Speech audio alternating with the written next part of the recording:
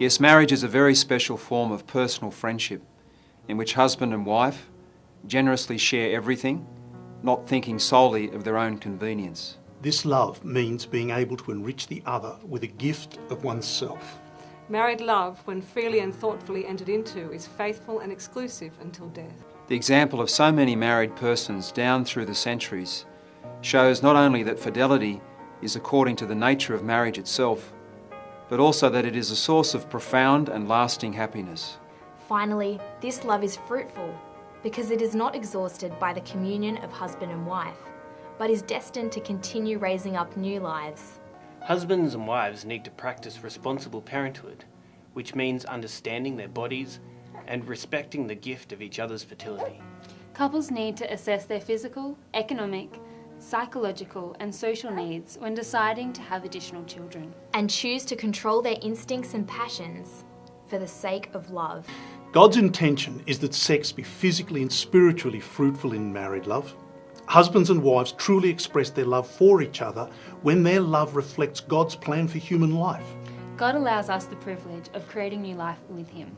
The very nature of marriage and sex makes God's will clear, while the constant teaching of the Church affirms its beauty and its meaning. Even when a married couple cannot have children, their lovemaking still fully expresses the meaning of marriage because it remains ordained to giving life through the emotional and spiritual fruitfulness of their union. God has wisely made our bodies in such a way that we are able to naturally space births by understanding a woman's body and her cycle. New life is not the result of every act of sexual intercourse. The Church, nevertheless, teaches that every sexual act, in following the natural law, must retain its relationship to the procreation of human life. The intimate nature of sex closely unites husband and wife and enables them to generate new life. If one of these aspects is rejected, the full richness and meaning of giving yourself to your spouse is lost because you are not giving all of who you are. This is a natural law written into the nature of man and woman.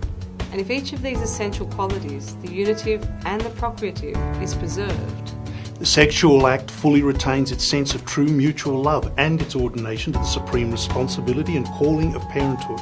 It is clear that sex imposed on one spouse, without regard to their condition, personal or even reasonable desire, is no true act of love. It offends the moral order in the intimate relationship of spouses. Therefore, an act of mutual love which rejects the capacity to create life, which God the Creator has built into it, frustrates His design for marriage and contradicts His will. To use this divine gift of sex while depriving it, even if only partially, of its meaning and purpose, is to contradict the nature of man and woman themselves and their most intimate relationship.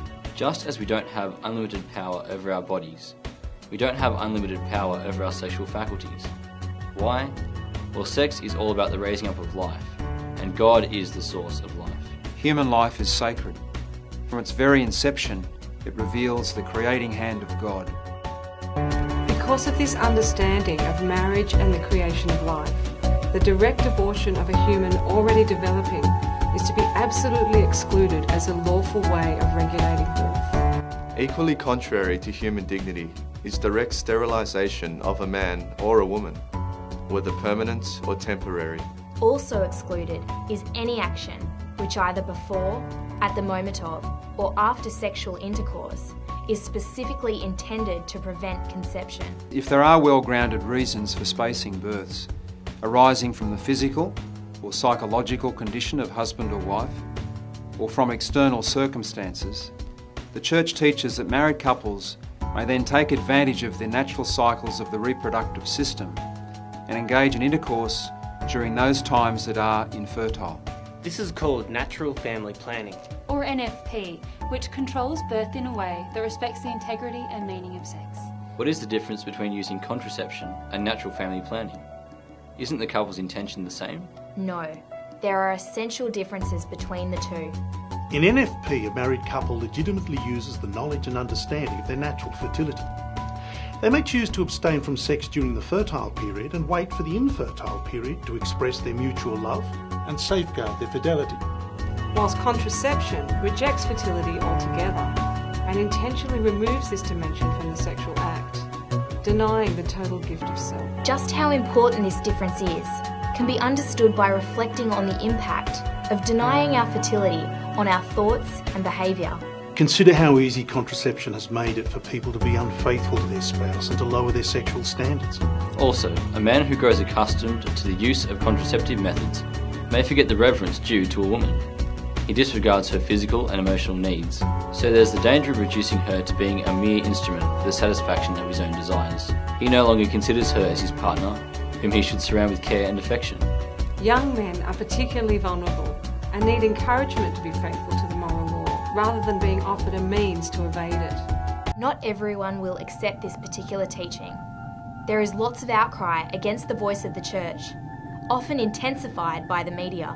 But it is no surprise, because just like the world rejected the Church's founder Jesus, the Church too is destined to be a sign of contradiction. In 2008, Pope Benedict XVI even called this topic so controversial, yet so crucial for humanity's future. The Church's duty is to proclaim with humble firmness the entire moral law and the dignity of the human person. The Church did not make these laws, so she cannot be their arbiter, only their guardian and interpreter. It would never be right for the Church to declare lawful that which is opposed to the true good of humanity. In preserving intact the whole moral law of marriage, the Church knows that she is contributing to the establishment of a truly human civilization. She urges us not to betray our own humanity by using technologies that are not in keeping with our dignity. In this way, the Catholic Church defends the dignity of husband and wife and is the true friend of humanity by its loyalty to the example and teaching of our Saviour, Jesus Christ.